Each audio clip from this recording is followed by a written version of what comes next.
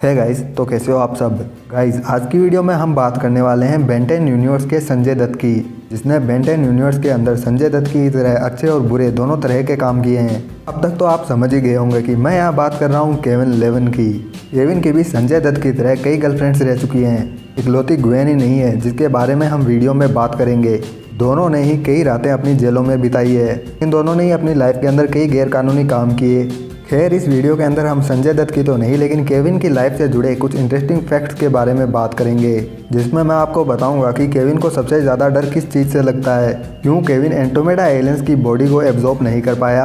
आपको याद होगा कि बेन 10 क्लासिक के अंदर केविन को नल वर्ल्ड में डाल दिया गया था। उसके बाद में नल वर्ल्ड के अंदर केविन के साथ में क्या कुछ हुआ उसके बारे में भी हम बात करेंगे, और बेन 10 एलियन फोर्स के इवेंट से पहले कैसे केविन नल वर्ल्ड से भाग निकला इसके बारे में भी हम बात करेंगे।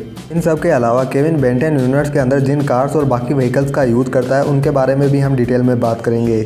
ऐसे ही कई और भी इंटरेस्टिंग फैक्ट्स इस वीडियो में शामिल है, तो इस वीडियो को आप लास्ट तक देखना। तो अब हम वीडियो को शुरू करें उससे पहले अगर आप हमारे चैनल के ऊपर आज पहली बार आए हो या फिर अभी तक चैनल को सब्सक्राइब नहीं किया तो सब्सक्राइब कर लेना, क्योंकि इस चैनल के ऊपर मैं बेन 10 से रिलेटेड ऐसे ही इंटरेस्टिंग वीडियो लाता रहता हूँ। तो चलिए अब without wasting any more time let's begin. सबसे पहले हम बात करते हैं केविन के व्हीकल्स की। केविन के इन व्हीकल्स में सबसे पहले आती है केविन की ओरिजिनल कार। केविन की ये कार 1970 प्लेमेथ बाराकूडा का 3rd जनरेशन मॉडल है, जो कि ये कारों का काफ़ी पुराना मॉडल है। 1974 के बाद में इस टाइप की कारें बनना बंद हो गई। 2009 में आई मूवी बेन 10 एलियन स्वॉर्म में इसी टाइप की दिखने वाली एक कार का यूज़ किया गया था। वो कार 1970s का मॉडल डॉज चैलेंजर थी। इसके बाद में आती है केविन की 3rd कार, जो कि हमें बेन 10 ओमनिवर्स में देखने को मिली थी। जब ऑटोमोटिव्स के अंदर केविन की ओरिजिनल कार को डिस्ट्रॉय कर दिया गया, उसके बाद में ये कार हमें देखने को मिली। ये कार बेस्ड है 1969 के मॉडल शेवरले कैमेरो पर। इसके बाद में आती है केविन की 4th टेडेनाइट कार, जो कि यूनिवर्स की सबसे महंगी कार थी, जिसे कोई पैसों से नहीं खरीद सकता। फिर आता है केविन का रस्ट बकेट 3, जो कि एक जेट कम स्पेसशिप ज़्यादा है। केविन के पास में इकलौता रस्ट बकेट 3 है, जिसे प्लम्बर व्हीकल्स में इंक्लूड किया जाता है। बाकी केविन के पास में जितनी भी कार्स है उनको प्लम्बर व्हीकल्स में इंक्लूड नहीं किया गया है।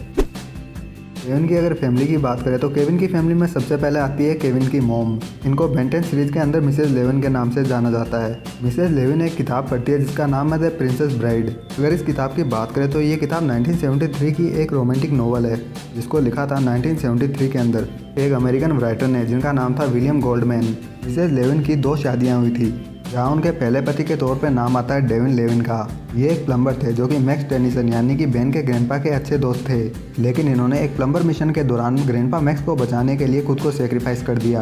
केविन के दूसरे पिता है हार्वे हैकेट। जब केविन 4 साल का हुआ तब इन्होंने केविन की मॉम से शादी की, लेकिन केविन की मॉम और इनका रिलेशनशिप कुछ ज़्यादा टिका नहीं। कुछ ही सालों बाद ये दोनों वापस अलग हो गए। केविन अपने दूसरे पापा से बहुत ज़्यादा नफरत करता है, क्योंकि केविन को लगता है कि जब वो 11 साल का हुआ तो इन्हीं की वजह से उसे घर से निकाला गया। केविन की फैमिली में एक केविन का बेटा भी है जिसका नाम है डेविन लेविन, जिसको बेन एडॉप्ट कर लेता है।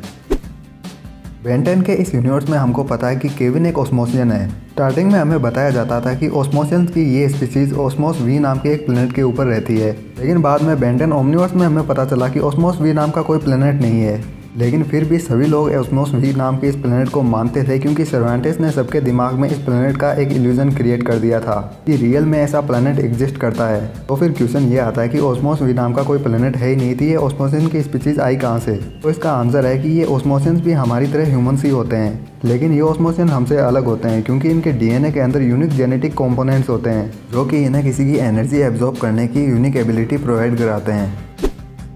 आपके दिमाग में कभी ना कभी कहीं ना कहीं एक क्वेश्चन जरूर आया होगा कि जब केविन ने एंड्रोमेडा एलियंस की एनर्जी को एग्रीगोर से एब्जॉर्ब किया, तो उस वक्त एंड्रोमेडा एलियंस के जेनेटिक स्ट्रक्चर को क्यों केविन एब्जॉर्ब नहीं कर पाया। तो इसका आंसर है कि फोर्स ऑफ क्रिएशन में जब एंड्रोमेडा एलियंस की एनर्जी को केविन ने एब्जॉर्ब किया एग्रीगोर से, उस वक्त केविन सिर्फ एंड्रोमेडा एलियंस की एनर्जी को ही एब्जॉर्ब करता है, ना कि उनके जेनेटिक स्ट्रक्चर को। ये एंड्रोमेडा एलियंस की वो एनर्जी थी जो कि एग्रीगोर ने मशीन के जरिए एब्जॉर्ब की थी। जब केविन ने एग्रीगोर से एंड्रोमेडा एलियंस की एनर्जी को एब्जॉर्ब किया तो एग्रीगोर अपनी नॉर्मल फॉर्म में आ गया, क्योंकि केविन के एनर्जी एब्जॉर्ब करने के बाद में एग्रीगोर के पास में वो एनर्जी अब नहीं रही थी जो कि उसे एंड्रोमेडा एलियंस के जेनेटिक स्ट्रक्चर में बना के रख सके। फिर भी यही सवाल रह जाता है कि क्यों केविन ने एंड्रोमेडा एलियंस के जेनेटिक स्ट्रक्चर को एब्जॉर्ब नहीं किया, जबकि वो इसे कर सकता था। क्यों केविन ने सिर्फ एंड्रोमेडा एलियंस की एनर्जी को ही एब्जॉर्ब किया। तो इसके ऊपर कुछ गूगल वेबसाइट बताती है कि केविन को पहले से पता था कि अल्टीमेट्रिक्स के एलियंस की एनर्जी को एब्जॉर्ब करने के बाद में अब वो धीरे धीरे एक मॉन्स्टर में बदलने वाला है। समझे, बदलने वाला है, ना कि एनर्जी एब्जॉर्ब करते ही वो एक मॉन्स्टर में बदल गया है। एनर्जी एब्जॉर्ब करने के बाद में धीरे धीरे वो एक मॉन्स्टर में बदलेगा। ये बात खुद केविन ने कही है कि जब भी कोई ऑस्मोसियन किसी हाई पावर एनर्जी को एब्जॉर्ब करता है तो वो ऑस्मोसियन धीरे धीरे एक मॉन्स्टर में बदल जाता है। ऐसा नहीं है कि एनर्जी एब्जॉर्ब की और वो एक मॉन्स्टर में बदल गया। सीधे सीधे कहें तो ऑस्मोसियन के मॉन्स्टर में बदलने की जो ये प्रोसेस है वो धीरे धीरे काम करती है। ये प्रोसेस धीरे धीरे ऑब्जेक्ट के दिमाग के ऊपर हावी होती है। यही मेन चीज़ है कि केविन को पहले से पता था जब उसने अल्टीमेट्रिक्स एलियंस की एनर्जी को एब्जॉर्ब किया तब कि वो अब एक मॉन्स्टर में बदलने वाला है। और ये चीज़ केविन उस वक्त सोच पा रहा था कि उसने अगर एंड्रोमेडा एलियंस की एनर्जी को अल्टीमेट्रिक्स एलियंस के साथ में एब्जॉर्ब कर लिया तो उसे रोकने वाला कोई नहीं है। वो आने वाले टाइम में यूनिवर्स के लिए बहुत बड़ा खतरा साबित हो सकता है। केविन ये सब चीज़ें सोच पाया क्योंकि उस वक्त तक अल्टीमेट्रिक्स एलियंस की पावर उसके ऊपर पूरी तरह से हावी हुई नहीं थी। और केविन के ऊपर अल्टीमेट्रिक्स एलियंस की पावर हावी होती उससे पहले ही वो फोर्स ऑफ क्रिएशन से निकल गया। अगर अल्टीमेट्रिक्स एलियंस की पावर केविन के ऊपर फोर्स ऑफ क्रिएशन में ही हावी हो जाती तो केविन बिना किसी की सुने ही फोर्स ऑफ क्रिएशन के अंदर बेबी एलियन एक्स की भी पावर को एब्जॉर्ब कर लेता। और फोर्स ऑफ क्रिएशन में उस वक्त बेबी एलियन एक्स की पावर को केविन को एब्जॉर्ब करने से कोई रोक पाए ऐसा कोई नहीं था। वो आराम से ये कर सकता था। लेकिन फोर्स ऑफ क्रिएशन में उस वक्त केविन सिर्फ वहाँ बातों से ही रुक गया। लेकिन धीरे धीरे जब केविन एक मॉन्स्टर में बदला उसके बाद तो उसने दूसरों को तो छोड़ो, खुद ग्वेन को भी पकड़ लिया उसकी एनर्जी को एब्जॉर्ब करने के लिए। अगर केविन के रिलेशनशिप की बात करें तो लड़कियों और केविन का बहुत पुराना पंगा रहा है। जहाँ केविन बचपन में एक सख्त लौंडा हुआ करता था, वहीं जवानी में आते आते केविन के रिलेशनशिप कई लड़कियों के साथ रहे। हालांकि जब से केविन ग्वेन के साथ में आया तब से उसका फोकस सिर्फ ग्वेन के ऊपर ही रहा है। चार्मकास्टर और केविन की बात अलग है क्योंकि यहाँ चार्मकास्टर केविन के पास में चीटिंग करके आई थी, इसलिए चार्मकास्टर को इस लिस्ट के अंदर इंक्लूड नहीं कर सकते। लेकिन चार्मकास्टर और ग्वेन के अलावा भी केविन के नाम कई दूसरी लड़कियों के साथ में लिए जाते हैं, जिसमें हमें केविन के कई पुराने रिलेशनशिप होने के हिंट मिलते हैं, जिसमें जेनिफर जैसे कई नाम इंक्लूड है। और वो एक कौन थी फोरआर्म जैसी दिखने वाली लड़की जिसके साथ में केविन ने सगाई तक कर ली थी। तो इससे हम कह सकते हैं कि केविन ग्वेन के साथ में आने से पहले भी कई लड़कियों के साथ में रिलेशनशिप में रह चुका है। बात कर लेते हैं लास्ट क्वेश्चन की, बेंटन क्लासिक के बाद में और एलियन फोर्स के इवेंट से पहले केविन क्या कर रहा था।